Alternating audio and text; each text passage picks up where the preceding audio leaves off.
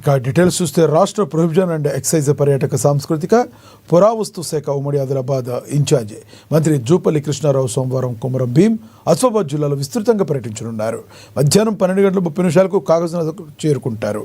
పట్టణంలోని Sirpur paper mill guest హౌస్లో కాసేపు విశ్రాంతి తీసుకుని మధ్యాహ్నం 2 నుంచి 3:30 వరకు కాగజ్ నగర్లో నూతన ఇందిరమ్మ ఇళ్ల గృహప్రవేశ కార్యక్రమం, ఎల్లగూడ తోటలో కమ్యూనిటీ హెల్త్ సెంటర్ను 100 పడకల ఆసుపత్రిగా అప్గ్రేడ్ చేస్తూ భవన నిర్మాణానికి శంకుస్థాపన చేయనున్నారు. అక్కడే బహిరంగ సభలో పాల్గొంటారు. అనంతరం జిల్లాలోని వాంకిడి మండలంలో యంగ్ ఇండియా ఇంటిగ్రేటెడ్ రెసిడెన్షియల్ స్కూల్కు శంకుస్థాపన, కేజీబీవీ వాంకిడిలో అదనపు తరగతి గదుల ప్రారంభం, జెడ్పీఎస్ఎస్ వాంకిడి కళంలో బాలుర హాస్టల్ భవనానికి శంకుస్థాపన, ఆరోగ్య కేంద్రాలు, పాఠశాల ప్రారంభోత్సవాలు, జైత్పూర్ గ్రామంలో ఇందిరమ్మ ఇళ్లు ప్రారంభం వంటి పలు అభివృద్ధి కార్యక్రమాల్లో పాల్గొంటారు. తర్వాత సాయంత్రం 5:45 ఆసిఫాబాద్ జిల్లా కేంద్రంలోని ప్రభుత్వ నర్సింగ్ కాలేజీకి ఆయన శంకుస్థాపన చేయనున్నారు.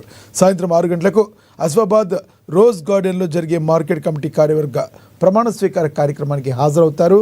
అనంతరం హైదరాబాద్కు తిరుగు ప్రయాణమవుతారు. మంత్రి పర్యటన పురస్కరించుకుని అధికారులు అన్ని ఏర్పాట్లు పూర్తి చేశారు.